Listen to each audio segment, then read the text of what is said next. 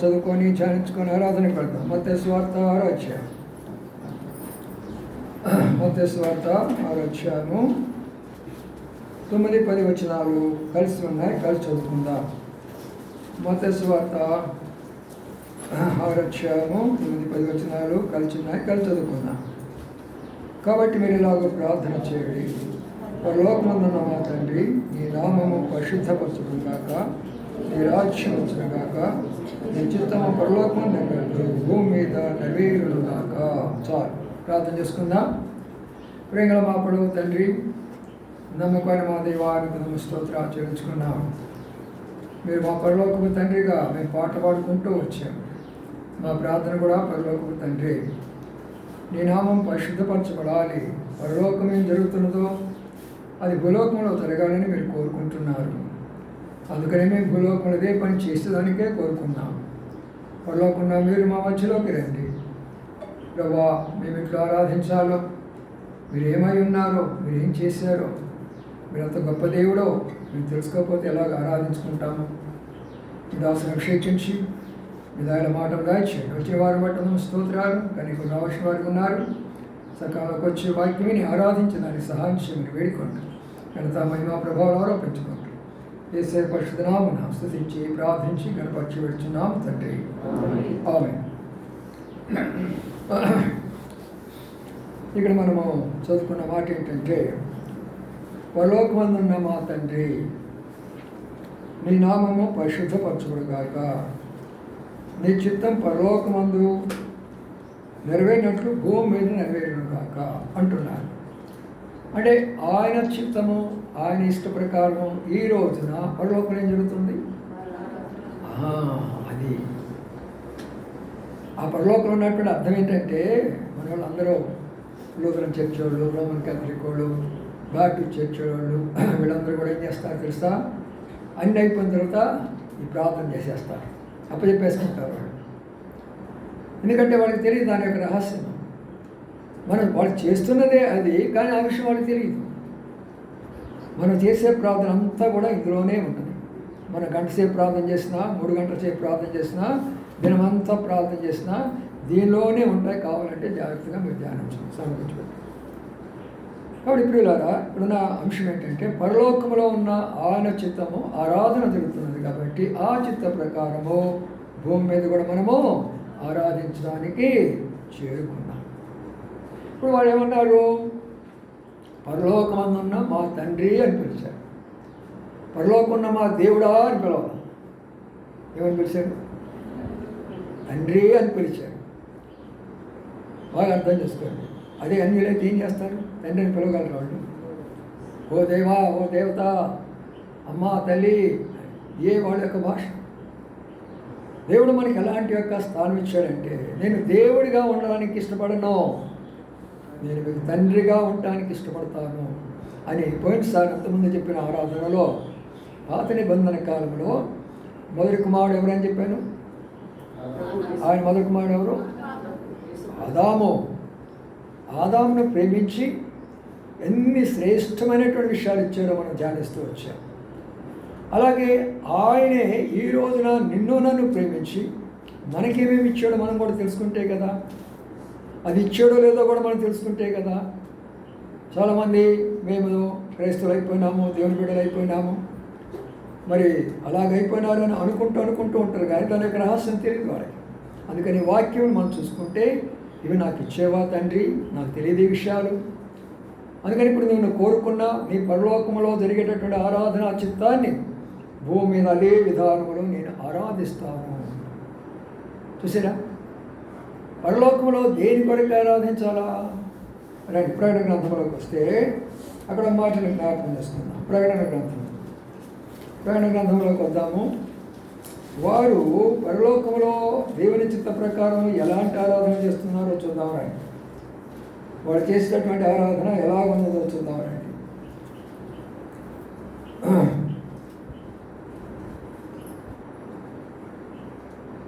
4 అధ్యాయం 10, 11 వచనాలు చదవండి.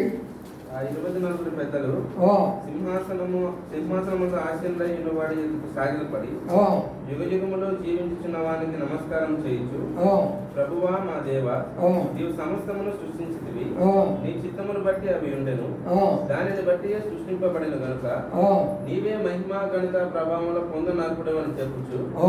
తమ కిరీటంలో ఆ సింహాసనం ఎదుట వేసి. చూసారు ఇక్కడ మాట చూసారా?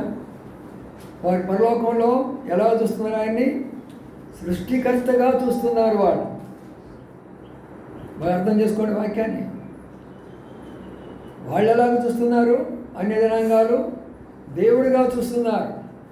అది మనం ఎలా చూస్తున్నాం? ఎలా చూస్తున్నాం? తండ్రిగా చూస్తున్నాం. ఎంత ఈ మూడులో ఎవరు తండ్రులు చెప్పండి? సృష్టికర్తగా చూసేవాళ్ళు ధన్యులా, లేకపోతే ఒక దేవుడు అయ్యైన వాడు ధన్యులా, నీవు నాకు తండ్రి అనేవాడు ధన్యులా? అది మన ఆరాధనకు ఆయన మనకు తండ్రి, నేను ఆయనకు కుమారును కుమార్తెను. అందుకని నేను ఆయన ఆరాధించడానికి వచ్చాను. కానీ ఇక్కడ ఏదో అక్కడ ఆరాధన జరుగుతుంది, ఆదివారము ఆడ చర్చ్ ఒకటి ఉంది, నేను పోవాలా, అక్కడ పోయి ఏదో చేసి రావాలనే అది కాదు. ఇక్కడ నీ తండ్రి ఉన్నాడు, తండ్రి నీ కొరకు ఎదురు చూస్తున్నాడు. నా కుమారుడు ఇంకా రాలేదే, నా కుమార్తె ఇంకా రాలేదే అని తండ్రి నీ కొరకు ఎంతగానో ఎదురు చూస్తూ వస్తాడు. ఎదురు చూసి కొన్నిసార్లు ఆయన అలసిపోతాడు. అందుకనే ప్రియమైన సోదరులారా, ఆయన తండ్రిగా మనకు అనేకమైన విషయాలు చేశాడు. అందులో కొన్ని విషయాలు మనం చూసుకుందామనండి. మొట్టమొదటి విషయానికి వస్తే మరి యోహాను సువార్త 1వ అధ్యాయంలో చూద్దాం. యోహాను సువార్త 1వ అధ్యాయం 12వ చదువుదామండి. యోహాను సువార్త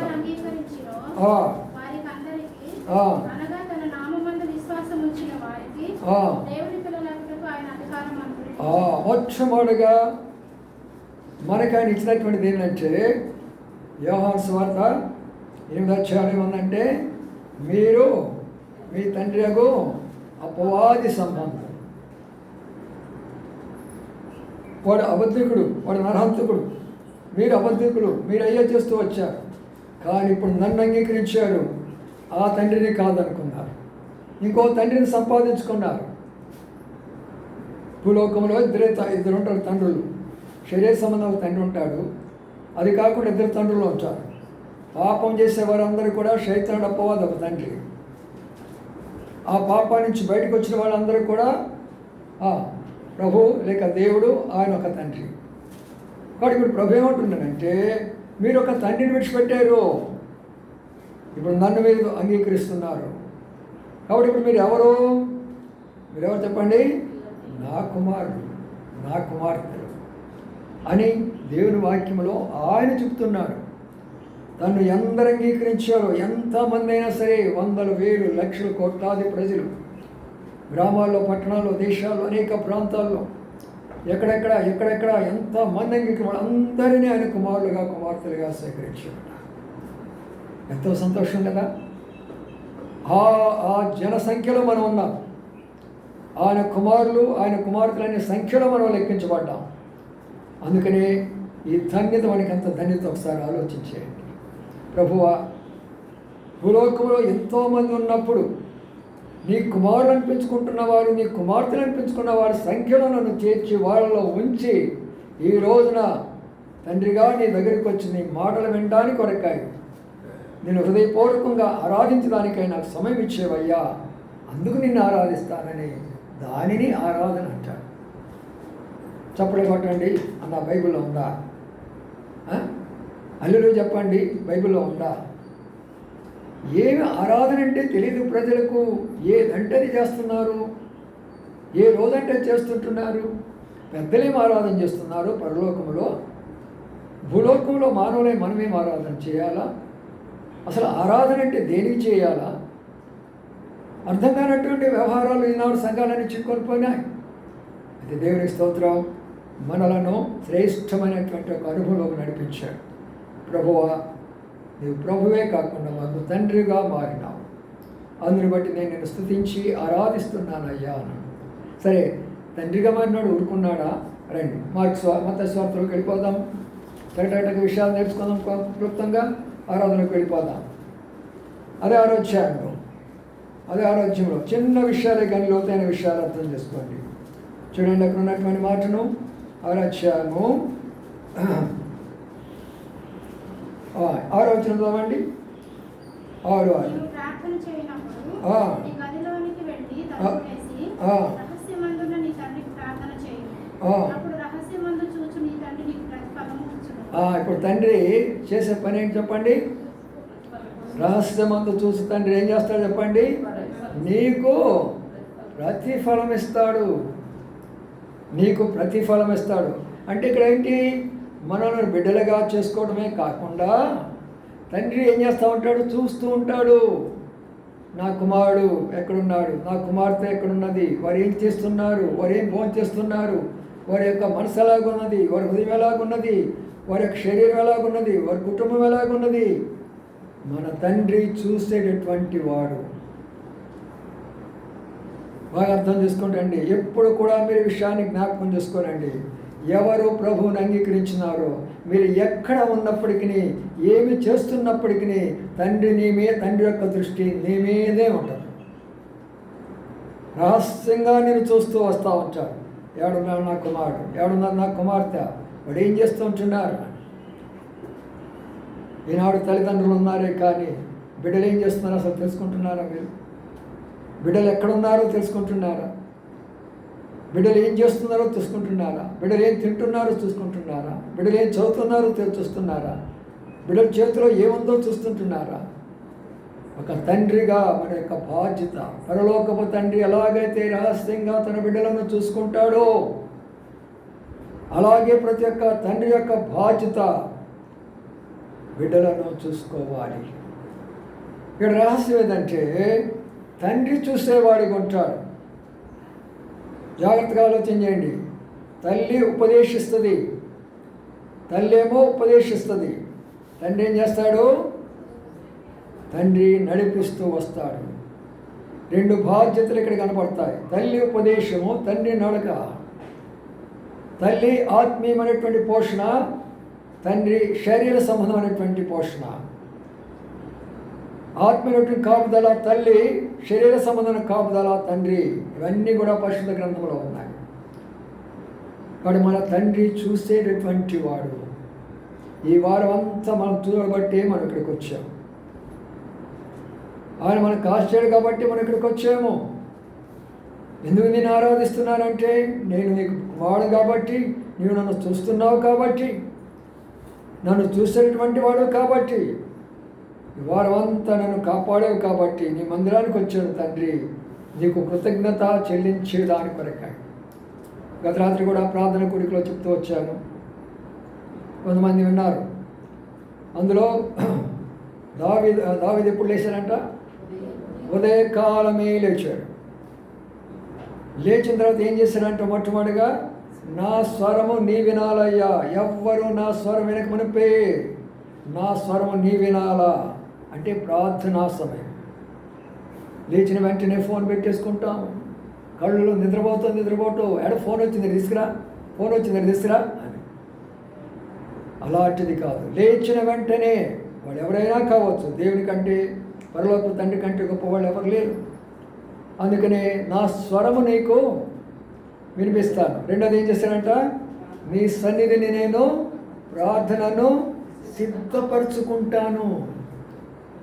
ప్రార్థనను సిద్ధపరచుకున్న రీతిగానే నీ సన్నిధిలో నేను ఆరాధనను సిద్ధపరచుకుంటాను. అందుకనే వాళ్ళు మనకంటే అన్యులు చాలా ధన్యులండి. ఎందుకంటే వాళ్ళు ప్రతిదీ కూడా వారు చేసేది వాక్యానుసారము కాదన్నప్పటికి కూడా భలే ఫాలో అవుతారు. వాళ్ళు గుడికి పోవాలంటే ఎన్ని సిద్ధపరచుకుంటారు తెలిసిన? పళ్ళాన్ని శుభ్రంగా చేసుకుంటారు, కొబ్బరికాయ తీసుకొచ్చి అక్కడ పెట్టుకుంటారు, ఆర్తి కప్పులు పెట్టుకొచ్చి అక్కడ తీసుకొచ్చుకుంటారు, పసుపు తీసి అక్కడ పెట్టుకుంటారు, కుంకుమ తీసుకొని అక్కడ పెట్టుకుంటారు. ఎంత బాగా సిద్ధపరచుకుంటారు. చేతుల పళ్ళెం పట్టుకొని వెళ్తూ ఉంటారు.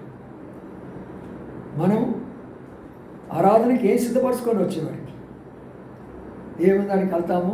ఆయన ఏదో 4 మాటలు అరుస్తాడు, ఆయన కాస్త విన్నాము, 4 మాటలు ఆరాధన చేస్తాడు. అది కాదు. సిద్ధపరచడం అంటే ఈ వారం అంతటిలో నీ తండ్రి ఏ రోజున ఏ రకంగా నీకు సహాయపడుతూ వచ్చాడు, ఏ రోజున ఏ రీతిగా నీతో మాట్లాడుతూ వచ్చాడు, ఏ రోజున నిన్ను ఆదరిస్తూ వచ్చాడు, ఏ రోజున ప్రభు లేక నీ తండ్రి నీకు తోడుగా ఉన్నట్టు నువ్వు గుర్తెరిగినావు. అవన్నిటినీ జ్ఞాపకం చేసుకొని ఆయనను స్తుతి చెల్లిస్తూ ఉంటే ఆయన ఆనందభరితుడైపోయి అలాగ నీ మీద ఆశీర్వాదాలు కుమ్మరిస్తూ వస్తాడు. రహస్యమందు చూచు నీ తండ్రి నీకు ప్రతిఫలం ఇస్తాడంటే అర్థం అది. ఇది రెండవ అంశం. మూడవ దానికి వస్తాం రండి. అక్కడే మన తండ్రి మరొక విషయాన్ని మనకు చెప్తూ ఉంటున్నాడు. మూడవ విషయానికి వద్దాం. 6వ అధ్యాయంలోని మూడవ విషయానికి వస్తే ఆ మాట చదువుకుందాం. 26 వచనం చదువుదాం. 26. ఆకాశ పక్షులను చూడండి, ఆ. అవి విత్తవు, కోయవు, కొట్లలో కూర్చుకొనవు, ఆ. అయినను మీ పరలోకపు తండ్రి వాటిని పోషించుచున్నాడు. చూడండి, చదువు. మీరు వాటి కంటే బహు శ్రేష్ఠులు కాదా? చూడండి, ఇక్కడ ఏమన్నాడు తెలిసిన, ఆకాశ పక్షులు చూడండి, అవి విత్తవు, కోయవు, కొట్లలో కూర్చుకొనవు, అయినను మీ పరలోకపు తండ్రి. ఇక్కడ ఎంత గొప్ప రహస్యం అని తెలిసిన, పక్షులు జంతువులు అన్నిటిని సృష్టించింది అయినప్పటికీ మరి తండ్రికి ఎవరు, ఆ తండ్రి అసలు ఏ బిడ్డలను కోరుకుంటున్నాడు? పశువులను కోరుకోవాలి ఆయన, పక్షులను కోరుకోవాలి ఆయన, మృగములను కోరుకోవాలా, అవతారాలు ఆయన కోరుకోవాలా, దేవదూతల అవతారం ఆయన కోరుకోవాలా. ఏ అవతారం కోరుకున్నాడు? నీ రూపము నా రూపము కోరుకున్నాడు, మన రూపాలు ఆయన కోరుకున్నాడు. అందుకనే మీ పరలోకపు తండ్రి అంటే అర్థం అది. మీ పరలోకపు తండ్రి వాటిని పోస్తున్నప్పుడు మిమ్మల్ని పోషించడా? అవును, పోషించబడ్డావా లేదా? వారం రోజులు తిన్నావా లేదా? 3 పూటలు హాయిగా తినుంటారు, ఎవరు తక్కువ కాదు, ఏది తక్కువ కాదు. అయితే 3 పూటల ఆత్మీయ ఆహారం తిన్నావా? అది ఆరాధన అంటే.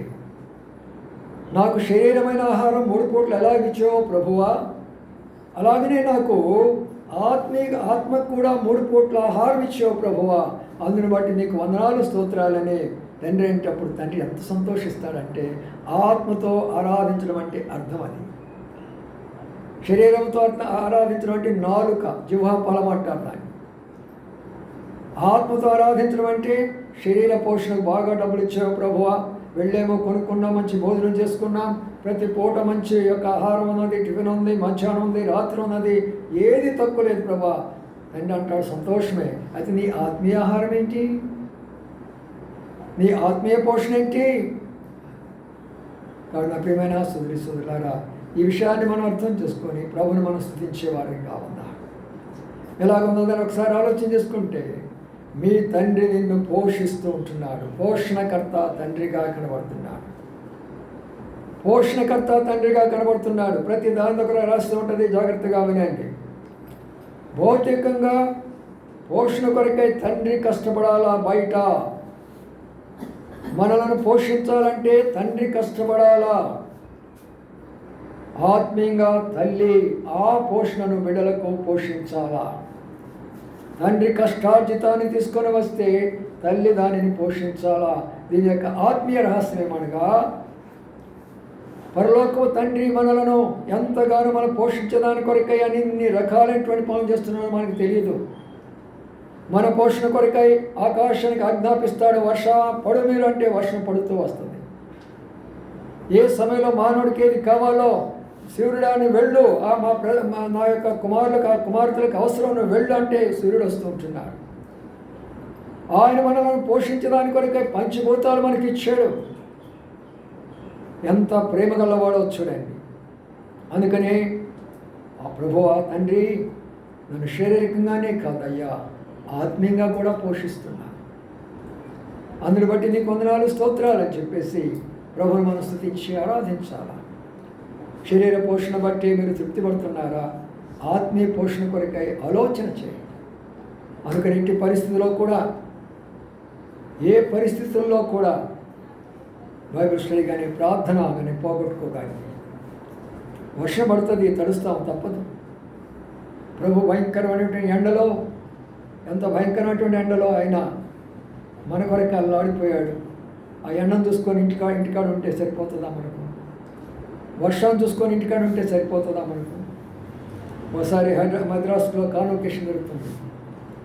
భయంకరమైనటువంటి వర్షం వచ్చింది. వేలాది మంది ప్రజలు బయట ఉన్నారు. అందరూ తడుస్తూ ఉంటున్నారు. కారిపోతున్నాయి నీళ్ళన్నీ కూడా. భక్సింగ్ గారు చెప్పాడు ఒక మాట, అందరు లేచి బైబిల్ చంకర పెట్టుకొని ఎంతమంది లోనికి రాగలరో కూర్చోకుండా లోనికి రమ్మని చెప్పాడు. వేలాది మంది ప్రజలు లోన, చాలా పెద్ద మందిరాలు కాబట్టి అప్పుడేవి లోనికి వచ్చేసారు. ఇంకా చాలామంది బయట ఉన్నారు, తడుస్తూ ఉన్నారు. గొడుగులు లేవు, తడుస్తూ ప్రభువును స్తుతిస్తూ ఆరాధిస్తూ వచ్చారు. అది నిజమైనటువంటి యొక్క త్యాగము, అది ఆత్మ యొక్క పోషణ. అలాగే ఎదిగినట్లయితే తండ్రి మనకి తర్వాత ఏమైపోతున్నాడో అది కూడా చూస్తాం. రండి మత్తయి సువార్త 7వ అధ్యాయంలోకి వద్దాం. ఇప్పుడు మత్తయి సువార్త 7వ అధ్యాయంలోకి వస్తే ఆయన ఇచ్చినటువంటి మరొక విషయాన్ని మనం చూద్దాం. మత్తయి సువార్త 7వ అధ్యాయంలో ఆయన అంటున్నాడు, ఏమడుతున్నాడో చూద్దారండి. 9వ వచనం చదవండి. మీలో ఏ మనుషుడైనను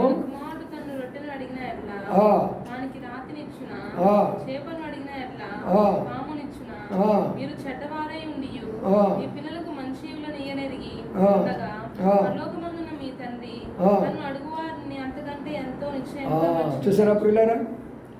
అర్థం చేసుకోండి. ఇక్కడ ప్రభు ఉంటున్నాడు, మంచి ఈవులు ఇచ్చేటటువంటి వాడు ఆయన. పిల్లలు వచ్చారు, ఎవరు రొట్టె అడిగారు అనుకో, రాత్రి ఇస్తామా మనం? ఏం కదా, ఇస్తామా? తర్వాత ఇంకేమడిగాడు? తర్వాత ఏమడిగాడంట? చేపలు అడిగాడంట. పాము తీసుకొచ్చి చేతిలో పెడతామా? పట్టాం కదా.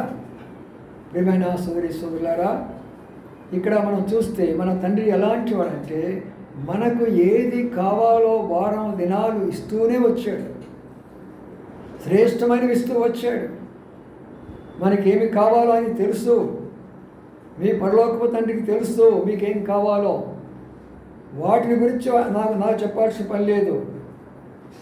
మనకి ఇప్పుడు ఒక బిడ్డ ఉన్నప్పుడు ఒక తండ్రి ఏం చేస్తూ ఉంటాడంటే ఆ బిడ్డకి ఏమేమి కావాలో మొత్తం తెలుసుకుంటాడు. ఈ బిడ్డకి ఏమేమి కావాలా, ఎలాగా ఏమి నేను తీసుకొని రావాలా, తనకు అన్నీ తెలుసు. తెలిసిన ప్రకారం ఏం చేస్తాడంటే దానిని ఆ బిడ్డకి ఆ సమయంలో, ఏ సమయంలో ఆ బిడ్డకి అది అవసరమో ఆ సమయంలో బిడ్డకి ఇవ్వాలని బాగా అర్థం చేసుకోవడానికి ప్రయత్నం చేయండి. ఎప్పుడు ఇక్కడ మనం చూస్తాము, రొట్టెని అడిగితే ఆయన రాతినివ్వడు, చేపను అడిగితే పామునివ్వడు, మంచి ఈవులు ఇచ్చేవాడు. ఎప్పుడని చెప్పాను? అంతకుముందు ఏం జరిగింది? ఏం జరిగింది? ఆత్మీయమైనటువంటి పోషణలు ఎలాగున్నారు వాళ్ళు? శరీర సంబంధమైన పోషణ కాదు, ఆత్మీయ పోషణలో అడుగు వేస్తూ వస్తున్నప్పుడు మన ఈవులన్నీ కూడా మన తండ్రి ఇచ్చేవాడిగా కనబడుతుంటున్నాడు. నా ప్రియమైన సోదరులారా, ఎందుకు ఈ విషయం చెప్తున్నానంటే మన తండ్రి ఎంత గొప్పవాడో మనం అర్థం చేసుకోవాలి. ఆయన మంచి ఈవులు మనకి ఇచ్చినటువంటి వాడు.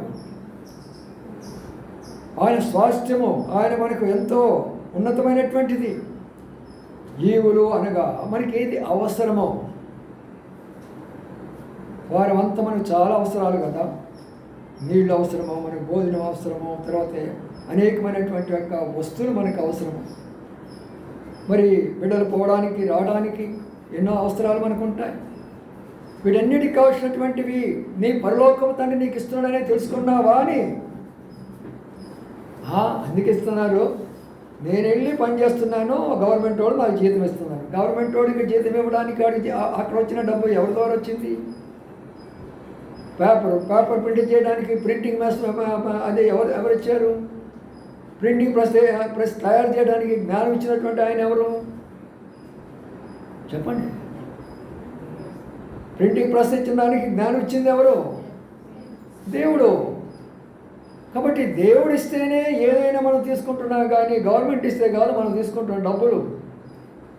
ఆయన చేతిలో నుంచే భూమి మీద మనం ఏది తీసుకుంటున్నది మర్చిపోగాకండి. నాకు ఆయన ఇచ్చాడు, ఈయన ఇచ్చాడు, గవర్నమెంట్ ఇచ్చింది, మా అత్త ఇచ్చాడు, మా అల్లుడు ఇచ్చాడు, కొడుకు ఇచ్చాడు, కోడలు అనగాకండి.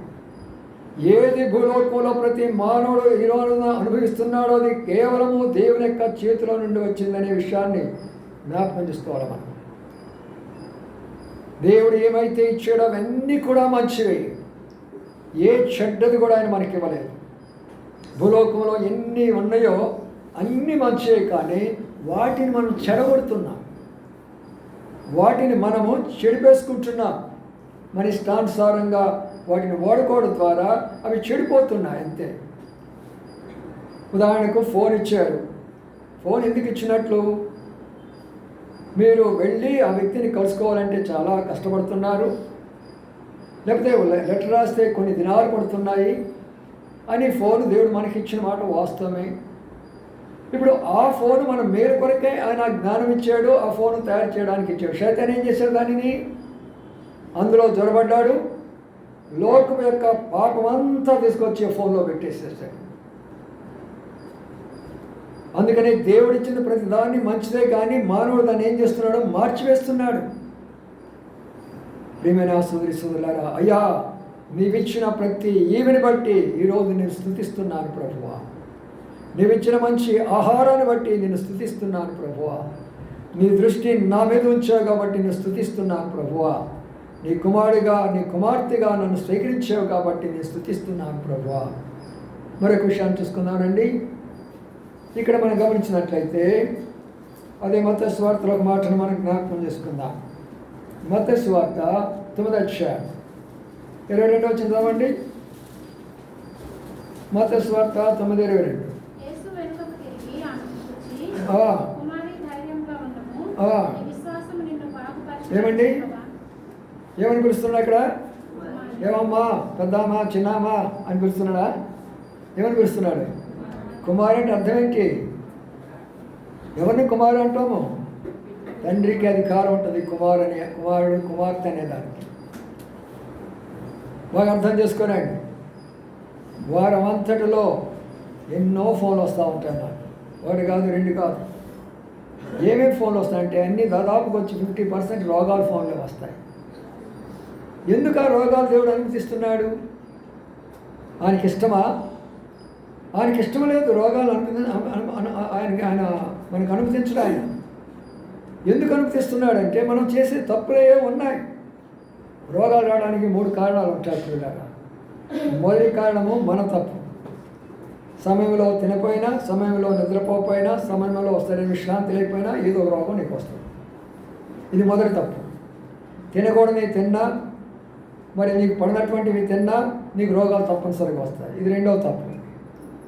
ఇది కాకుండా మరొక రోగం మనకి ఎందుకు వస్తుందంటే, మరి ప్రకృతి సంబంధమైనటువంటివి అనేకమైనటువంటి మన మీద దాడి చేస్తూ వస్తూ ఉంటాయి. కొన్నిసార్లు వాతావరణాన్ని బట్టి మన మీదకి వస్తూ ఉంటాయి, లేక రకరకాలైనటువంటి వాటిని బట్టి మన మీదకి వస్తూ ఉంటాయి రోగాలు. వీటన్నిటినీ మనకు రోగాలు వచ్చినప్పుడు వీటన్నిటి మీద మన తండ్రి మీద అధికారం ఉందా లేదా? ఉన్నదానికి. ఇవి కానీ మనం తప్పులు కానీ చేయకపోతే అవి రావు కదా, రోగాలు మనకు రావు కదా. ఎందుకు ఆ రోగాలు మనం తెచ్చుకోవడం కోరుకొని రావటము, రోగం తెచ్చుకోవడము, హాస్పిటల్ అడ్మిట్ అవ్వడం, ప్రార్థన చేయించుకోవడం. ఏమిటి ఎందుకు ఇది? ఫర్ ఎగ్జాంపుల్ బీపీ ఉందనుకో. కొంతమంది ఇక్కడ కూర్చున్న వాళ్ళకి పెద్దవాళ్ళు ఉన్నారు, ఏమనుకోకండి, మీకు బీపీలు తప్పనిసరిగా ఉంటారు. కానీ బీపీ ఉన్నప్పుడు మీరు ఎలా ఉండాలా? బీపీ చాలా ప్రమాదకరమైనటువంటిది. బీపీ ఎంతవరకు పోతుందంటే నీ బ్రెయిన్ను హ్యామర్ చేసేసేస్తుంది, నీ రక్తాన్ని కంట్రోల్ చేసుకోలేవు, స్ట్రోక్ వస్తుంది, హార్ట్ స్ట్రోక్ వస్తుంది. అందుకని మనం ఏం చేయాలా? నాకు బీపీ ఉన్నది, నేను జాగ్రత్తగా ఉండాలా, నేను ఎంత జాగ్రత్తగా ఉంటే అంత మంచిగా ఉండాలా అని నీవు ఎప్పుడైతే నీ జాగ్రత్తలో పడతావో అప్పుడు ఏమవుతుందో తెలిసినా నీకు రోగాలు వచ్చేదానికి అవకాశం తక్కువ. బాగా అర్థం చేసుకోండి దేవుని యొక్క వాక్యాన్ని. ఏదో దేవుని వాక్యం అంటే చర్చికి పోయేది విని రావటం కాదు. మీ జీవితాల కొరకు, మీ కుటుంబాల కొరకు, మీ బిడ్డల కొరకు దేవుని శ్రేష్టమైన మాటలు విని ఆ యొక్క రోగం రావడానికి కారణం ఏంటంటే మనం దానిని అదుపులో చేయడానికి. నేను వెళ్ళిన తర్వాత మరి వ్యవసాయకులతో నేను ఏం చెప్తాను తెలిసిన, సోమవారం నుంచి గురువారం దాకా నువ్వు ఏం పెట్టినా తినేస్తా, ఇబ్బంది లేదు నాకు. గురువారం నుంచి ఆదివారం దాకా చాలా జాగ్రత్తగా తినగలిగిన మాత్రమే పెట్టు అంట. ఎందుకొరకు తెలుసా? గురువారం ఏముంటుంది? బాదుష్యం ఉంటుంది. శనివారం ఏముంటుంది? ప్రార్థన ఉంటుంది, మధ్యలో కొన్ని విజిటింగ్స్. కాబట్టి దేవుని యొక్క పనికి ఆటంకరంగా వస్తుందేమని ముందు జాగ్రత్త పడతాను. కాబట్టి మీకు ఎప్పుడు కూడా నేను ఆబ్సెంట్ అనేది లేకుండా ప్రతి కార్యాన్ని చేసి వెళ్ళగలుగుతున్నాను. కాబట్టి మనము మన జాగ్రత్త అజాగ్రత్త వల్ల రోగాలు సంపాదించుకోకండి. దేవుడు మన రోగాలతో ఉంటే ఆయన చూస్తూ సంతోషం ఉండడు. తండ్రి ఎప్పుడు కూడా బాధపడతాడు. ఒక బిడ్డ రోగిగా ఉండడం అంటే తండ్రి అంతగానో బాధపడతాడు, ఎప్పుడు కూడా ఆయన ఇష్టపడడు. అందుకని నా ప్రియమైన సోదరి సోదరులారా, 12 సంవత్సరాల నుంచి రక్తస్రావ రోగంతో ప్రభు దగ్గరికి వచ్చాడు. ప్రభు స్వస్థపరిచినాడు అని ఒక్క మాట అన్నాడు. ఏ మాట అన్నాడు? కుమార్తె, కుమారి, నీ విశ్వాసం నిన్ను అని. దాని అర్థం ఏంటి? దాని అర్థం ఏంటి? కుమార్తెగా మారింది. ప్రభు దగ్గరికి వచ్చిన వారు కుమార్తెలుగా మారుతారు. కుమార్తెగా మారుతుంది. తనకి విశ్వాసం వస్తున్నది. ప్రభు ద్వారా మేలు పొందుతుంది. ఏం చేయాలా? ఏం చేయాలా? ఏం చేయాలి చెప్పండి? దేవునికి ఇంటికి వచ్చి ప్రభువును స్తుతించాలా. నేను డాక్టర్ బాగు చేశాడు, ఆ మందులు వేసుకుంటే పోయినంటే, డాక్టర్కి ఆ యొక్క చదువు జ్ఞానం ఇచ్చింది ఎవరు? ఆ మందులు తయారు చేయడానికి ఇచ్చినటువంటి యొక్క మరి పరికరాలు పదార్థాలన్నీ ఎవరిచ్చారు? మరి దేవుడే కదా. ప్రతి దానికి కూడా డాక్టర్ అంటారు, మన మందులు అంటారు. వాటి వెనుక దేవుడు ఆయన చూడండి, ఆయన తండ్రిగా మారాడు మనకు. కాబట్టి వారంలో ఎన్నిసార్లు నువ్వు కష్టపడ్డావు, ఎన్నిసార్లు రోగానికి గురైపోయినావు, ఎన్నిసార్లు నువ్వు తలకాయ నొప్పని, కడుపు నొప్పులని, మోకాలు నొప్పులని, కళ్ళు తిరుగుతున్నాయని ఎన్నిసార్లు అన్నావు. దీని అందరికీ కారణం ఒకసారి బాగా అర్థం చేసుకోండి. మీరు జాగ్రత్తలో ఉంటే దేవుడు రోగాలు అనుమతించడు. అందుకని ప్రియమైన సోదరి సోదరుడా, ఉదయకాల సమయంలో ప్రభుని ఆరాధించమను. ప్రభువా, నీవు నన్ను స్వస్థపరుస్తూ ఉంటున్నావు, నన్ను స్వస్థపరిచినావు తండ్రి. అందుని బట్టి నేను స్తుతించి, నిన్ను ఆరాధించి, నిన్ను గణపరుస్తుంటున్నాను. కాబట్టి మొదటిది ఏం చెప్పండి? ఎందుకు ప్రభుని ఆరాధించాలి మనము? ఆయన కుమారులుగా కుమార్తెలుగా చేసుకున్నాడు. రెండవదిగా ఆయన మనలను చూసేటటువంటి తండ్రిగా కనబడుతూ ఉంటున్నాడు. మూడవదిగా మనకిచ్చేటటువంటి మంచి ఆహారముగా చూస్తూ వచ్చాము. నాలుగవదిగా మనకిచ్చినటువంటి మంచి ఈవులను బట్టి ప్రభును స్తుతిస్తూ ఉన్నాము. ఐదవదిగా ఆయన మనకిచ్చినటువంటి ఏంటిది? స్వస్థతలు. ఇవన్నీ జరగలేదా? ఫోన్ చేస్తారు కదా, మీకు తెలుసు. అందుకని మీకేం తెలియని విషయం కాదు ఇవన్నీ కూడా.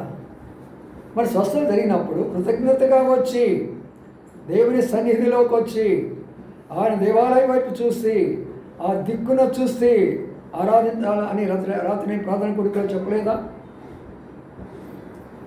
వస్తే కదా మీటింగ్కి. దేన్ని చూస్తున్నారంటే వర్షాన్ని చూస్తున్నారు.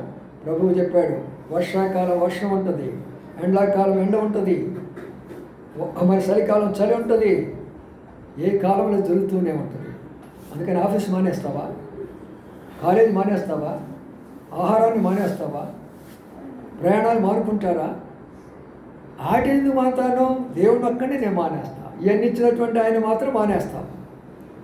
అందుకని మీదట ఆత్మీయ ఎదిగేదాన్ని పోరాడండి. నేను కాదు, ప్రభువే మీతో మాట్లాడుతున్నాడు ఈ విషయాల్లో. పేతురు అడుగేయమన్నాడు. దేని మీద? సముద్రం మీద. పేతురులోనేముంది? మునిగిపోతానేమో అని. ఏది విశ్వాసంగా అన్నాడు. వేస్తే మునిగిపోయినాడా? మీరు కూడా బయటకు వచ్చేసి, అయ్యా నేను మందిరానికి వెళ్తున్నాను, వర్షాన్ని ఆపు చేసుకుంటే అప్పుడు ఆయన. అందుకని ప్రేమైన సోదరి సోదరులారా, దేవుని ప్రేమ అంత గొప్పది. మరొక విషయాన్ని చూసుకొని మనం ఆరాధనలోకి వెళ్ళిపోదాం. ఎందుకంటే శ్రేష్టమైన తలంపులు కాబట్టి మీ కొరకు ఈ విషయాన్ని చెప్తూ ఉంటున్నాను. చూద్దాం రండి. ఇక్కడ హెబ్రీ రాసిన పత్రికలో ఒక మాటను జ్ఞాపకం చేసుకుందాం. హెబ్రీ రాసిన పత్రికలో ఉన్న మాటను మనం చూసినట్లయితే 12వ అధ్యాయం, హెబ్రీ 12వ అధ్యాయంలో ఒక శ్రేష్టమైన తలంపును చూసుకుందాము. చాలామందికి అనుమానాలన్నీ కూడా ఈ వాక్యం ద్వారా తొలగిపోవాలి ఈ రోజున. 12వ అధ్యాయము ఏముంది? 6వ వచనం చూడండి. 6. ఆయన నిన్ను గద్దించినప్పుడు విసుగకు. ప్రభువు తాను ప్రేమించిన ప్రేమించు వారిని శిక్షించి ఆ. వారు స్వీకరించు ప్రతి కుమారుని దండించును అని కుమారులతో సంభాషించినట్టు మీతో సంభాషించు.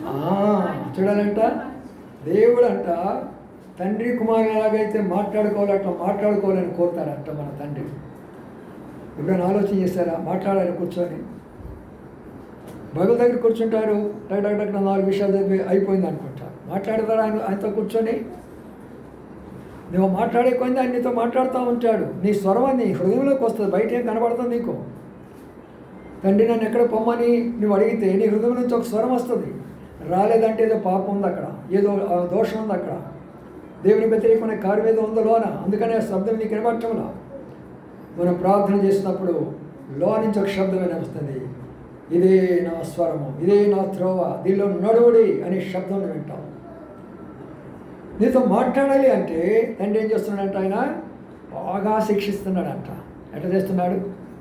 శిక్షించనేంది బాగా పొట్టిగా వేస్తాడు. తండ్రి కొడతా ఉంటాడు, తిడతా ఉంటాడు, కోపడుతూ ఉంటాడు. అందుకనే దేవుని బిడ్డలకి కష్టాలు, శ్రమలు, బాధలు, ఇరుకులు, ఇబ్బందులు రావటం. దేవుని బిడ్డలుగా అప్పుల పాలు కాకూడదు, దేవుని బిడ్డలుగా లోన్లు పెట్టుకోకూడదు. ఎందుకంటే మన తండ్రిని మనం అవమానపరుస్తున్నాం. ఆయన దగ్గర లేనిది ఏముంది? ఆయన ఎందుకు ఇవ్వటం లేదు? ఒక తండ్రి అంత గొప్ప స్థాయిలో ఉండి బిడ్డ అడుక్కుంటుంటే ఎలా ఉంటుందో తెలిసిన? ఒక రోజున రోమా రాజ్యంలో జరిగే సంగతి చెప్తుంటున్నారు. రోమా చక్రవర్తి ప్రయాణం వెళ్తూ ఉంటున్నారు రోడ్డు మీద. జనాలు తండుగా వచ్చేసేసారు. ఆయన చూడడం కొరకై వెళ్తున్నారు, ఊరిగించుకుంటూ పోతున్నాడు. రోమా అంటే నీరో చక్రవర్తులు సామాన్యులు కాదు వాళ్ళు. గుంపులుగా వచ్చారు ఆయన చూడడానికి రోడ్డు మీద. ఒక చిన్న పిల్లవాడు పరిగెత్తుకుంటూ వాళ్ళందరినీ నెట్టుకొని, అందరూ తోసేసుకొని, అక్కడున్న పోలీసులు తోసేసుకొని పరిగెత్తుకుంటారు, రథం దగ్గర పరిగెత్తుకుంటారు. ఆ రథం దగ్గర పోతున్నాడు. ఆయన సెక్యూరిటీ గార్డులు ఏం చేసేది తెలిసిన? పరిగెత్తుకుంటూ వెళ్ళి పిల్లవాడు పట్టుకున్నాడు. రే ఎక్కడికి నువ్వు వెళ్తావు? అటు చూస్తున్నాడు. ఆయన రోమాకి చక్రవర్తి. ఇంతమంది మేము ఆయన అంటే భయపడుతున్నాం, నీ భయం లేదు, ఎందుకు పరిగెత్తున్నావు అంటే, ఆ పిల్లవాడు అన్న మాట ఏం తెలిసిన? ఆయన రోమా చక్రవర్తి కాదు, మా నాయన. ఏమనుకుంటున్నావు? అందరూ బెత్తరిపోయినారు. చూసారా ప్రియులారా? ఆ చిన్న బిడ్డకి ఎంత స్వాతంత్రం ఉందో చూడు. ఎటువంటి స్థాయిలో ఉన్నాడు తెలిసిన? తండ్రితో మాట్లాడాలా, తండ్రి బిడ్డతో మాట్లాడాలి. ఆ గొప్ప విషయంలో కొరకై ఆ బిడ్డ పరిగెత్తుకున్నప్పుడు అందరూ ఆశ్చర్యపోయినారు. తండ్రితో సమానంగా ఉన్నాడు ఎక్కేసేసినాడు. దైవ ప్రేమ చాలా గొప్పది. ఆయన ఆరాధించాలంటే చాలా గొప్ప విషయం ప్రియులారా. అందుకని ఇది తండ్రి ప్రేమ అని మనం పాడుకుంటున్న పాట కూడా అదే. ఎంత అద్భుతమైన విషయం అంటే, ఆ స్థాయిలోకి నువ్వు రావాలంటే ఆయన శిక్షిస్తాడు. నీకు శిక్ష ఉన్నది, నీకు కష్టం పెడతాడు, నిన్ను బాధ పెడతాడు, నిన్ను ఇబ్బంది పెడతాడు నీ తండ్రి, నిన్ను ఏడిపిస్తాడు నీ తండ్రి. ఎందుకంటే ఆ స్థాయిలోకి నువ్వు ఎదగాలి, ఆ స్థాయిలోకి నువ్వు ఎదగాలి. మరొక విషయం కూడా జ్ఞాపకం వస్తుంది. ఇలాంటి ఒక అబ్బాయిని స్కూల్కి పోమని చెప్పినాడు అంటాడు నాన్న. వెళ్తాను డాడీ అని అన్నాడు. సంచి తీసుకున్నాడు, వెళ్ళాడు, ఫ్రెండ్స్తో కలిశాడు. అక్కడ పార్కులో మట్టిలో ఆడుకుంటూ ఉన్నారు. వాళ్ళ నాన్నగారు స్కూటర్ వేసుకొని పోతున్నాడు. స్కూటర్ వేసుకొని పోతూ ఏం చేశాడు తెలిసిన? ఆ పార్క్ వైపు చూశాడు. ఎవరున్నారు లోన? సాత్విక్ చెప్పరా, నువ్వే పార్కులో కనపడుతూ ఉంటావు. పార్కుల్లో ఎవరో వాడు ఏం చేస్తున్నాడంట? వాడితో కలిసి బడికి పోకుండా ఆడుకుంటున్నాడంట.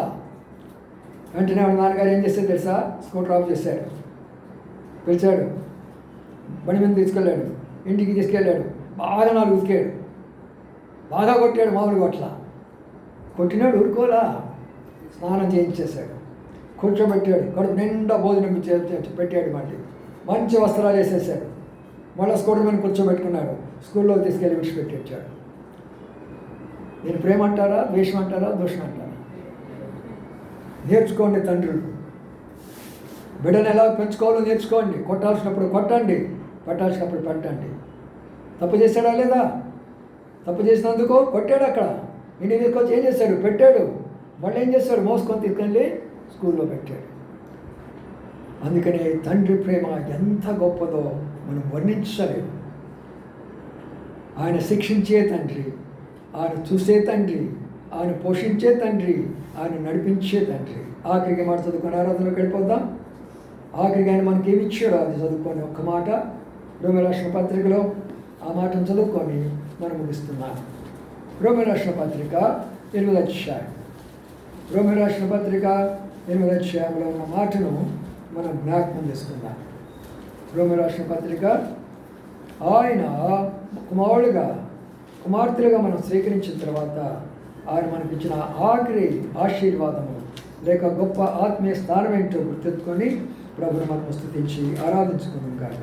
రోమీయుల రాసిన పత్రిక 8వ అధ్యాయంలో ఆ మాట మనం చదువుకుందాం. చూడండి 16వ వచనం చదవండి.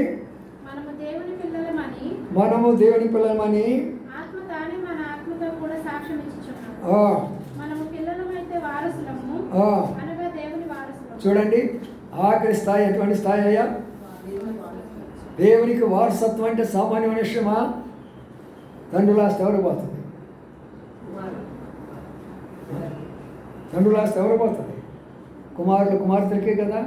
మరి మన తండ్రికి ఎంత వస్తుంది? కొంతమంది నాకు 10 కోట్లు ఉన్నాయని చాలామంది విరవీగుతారు. కొంతమంది వీళ్ళు కార్పొరేట్ వాళ్ళు ఏమనుకుంటారు, మాకు 60 కోట్లు ఉన్నాయండి, 50 కోట్లు ఉన్నాయని అని అంటారు. అయితే మన తండ్రికి ఎంత ఉంది? మన తండ్రికి ఎంత ఉంటాయి చెప్పండి, మీరే చెప్పండి. ఎన్ని కోట్లు ఉన్నాయి ఆయనకి? భూమి నా సొత్తు, ఆకాశము నేను సృష్టించని, సమస్త జీవులు నావి. అది అరణ్యమైనా, ఎడారైనా, కొండలైనా, పర్వతాలైనా, లోయలైనా సమస్తము నావి. మన తండ్రి ఎంత గొప్పవాడు చెప్పండి. ఎప్పుడైనా అలా ప్రార్థన చేశారా? మన తండ్రి ఎంత బలహీనుడో, మా తండ్రి ఎంత బలహీనుడో, ఆయన ఇస్తాడో లేదో నాకు. తండ్రిని గురించి ఎప్పుడైనా ఆలోచించారా? నీ తండ్రి ఎంత గొప్పవాడో అర్థం చేసుకోవాలి మనం. ఎంత గొప్ప తండ్రి మనకున్నాడు. ఎందుకు ఇవ్వలేకపోతున్నాడు? కారణాలు చెప్తూ వచ్చాను. మనం అడిగిన ప్రతిదానికి ఇస్తాడు. వస్తాయి ఆయన ఇస్తానికి మంచి ఇవ్వడు ఇస్తాడు ఆయన మనకు. ఏది చెడిపోయింది ఇవ్వడు ఆయన. ఉన్నతమైన ఇస్తాడు మనకు. వారసులుగా చేశాడు. ఎక్కడికంట? పరలోకానికి వారసులమే మనం. పరలోకానికి వారసులు అంటే మీకు తెలుసా? ఇక్కడ వచ్చేటప్పుడు పోయేటప్పుడు కుక్కలన్నీ ఉంటాయి. పరలోకంలో మనం రిసీవ్ చేసుకోవడానికి ఎవరు ఉంటారు తెలిసిన? దేవదూతలు ఉంటారు. ఇక్కడ వచ్చేటప్పుడు అంతా మట్టి రోడ్డుల్లో నడుస్తూ వస్తున్నాం. పరలోకంలో మనం వెళ్ళేటటువంటి ఏ రోడ్లు ఉంటాయి తెలిసిన? బంగారు వీధులు ఉంటాయి అక్కడ. ఇక్కడికి వచ్చేటప్పటికి మనం చిన్నపాటి యొక్క ఇళ్లలో మనం ఉంటున్నాం. పరలోకం పోతే ఈ అపార్ట్మెంట్ కాదు, మెన్షన్స్ అంటారు. అక్కడ ప్రకాశించేటువంటి మెన్షన్స్, ఎంతో విస్తారమైనటువంటివి, ఎంతో విలువైనటువంటి వజ్రవైడూర్యాలతో కట్టినటువంటివి ఆ పరలోకంలో. దానికి మనం వారసులుగా చేశాం. ఎంత చేస్తే ఆరాధన చేయలేమా? ఏనాడైనా తెలుసుకున్న ఆరాధన గురించి? అయ్యా ఎంత గొప్పదన్నది ఆరాధన అంటే. నేనేదో కేవలము భూలోకం కొరకై పోరాడుతున్నాను, భూలోకం కొరకై చస్తున్నాను. ఏదో 4 డబ్బుల కొరకు, ఏదో చిన్న జీతం కొరకు, ఏదో చిన్న చదువు కొరకు, ఏదో కొంత ఆస్తి కొరకు, దీని కొరకే నేను పోరాడుతున్నాను తండ్రి. నేను ఇంతగా నాకు చేసేవా? అంతా తలపోసుకుంటే మనకు ఏమొస్తుంది చెప్పండి? హృదయంలో నుంచి ఆరాధన బయటకు వస్తుంది. ఆరాధన బయటకు వస్తుంది. వాడిగా ఆయన కుమారులుగా చేయబడ్డాము. రెండవదిగా ఆయన మనం చూస్తూ వస్తుంటున్నాడు. మూడవదిగా ఆయన మనం పోషిస్తూ వస్తుంటున్నాడు. నాలుగవదిగా మంచి ఇవ్వనిచ్చిన వాడిగా కనబడుతూ వచ్చాడు. ఐదవదిగా ఆయన మనం స్వస్థపరుస్తూ వచ్చాడు. ఆరవదిగా ఆయన మనం శిక్షిస్తూ వచ్చాడు. ఏడవదిగా ఆయన స్వాస్థ్యములు మనను వారి భాగస్తులుగా చేశాడు.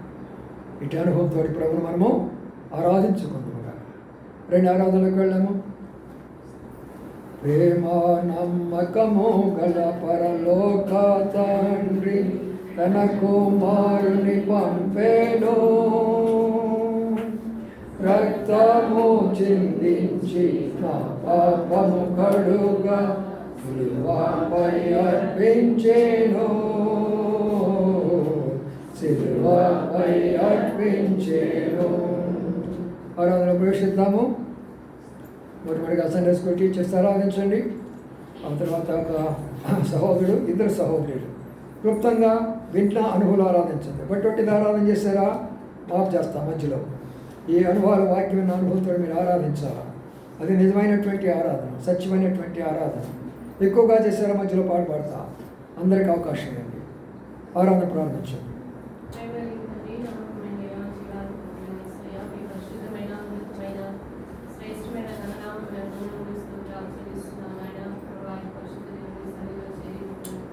ఆరాధించడానికి మీరు ఏమై ఉన్నారో మా ముందు తీసుకొచ్చిన విషయాలు బట్టి మనసాలను స్థుతిస్తున్నాం. ప్రభావ మీరు ఏమై ఉన్నారో లేకపోతే ఆరాధన చేయలేని దానిగా వస్తున్నాం నాయన.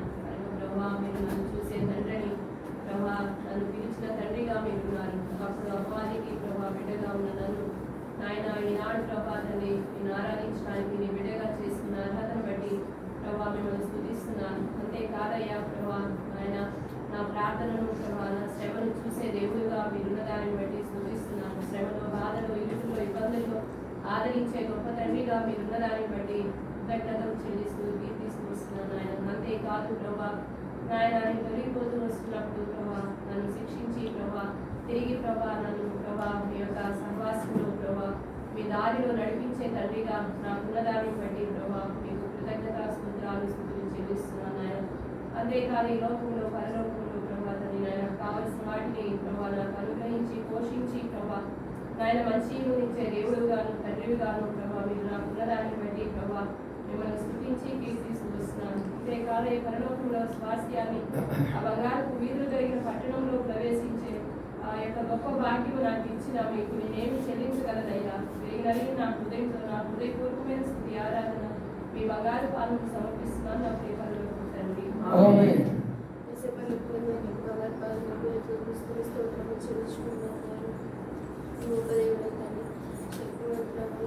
స్థుతిస్తున్నాను ప్రభా. నా తండ్రి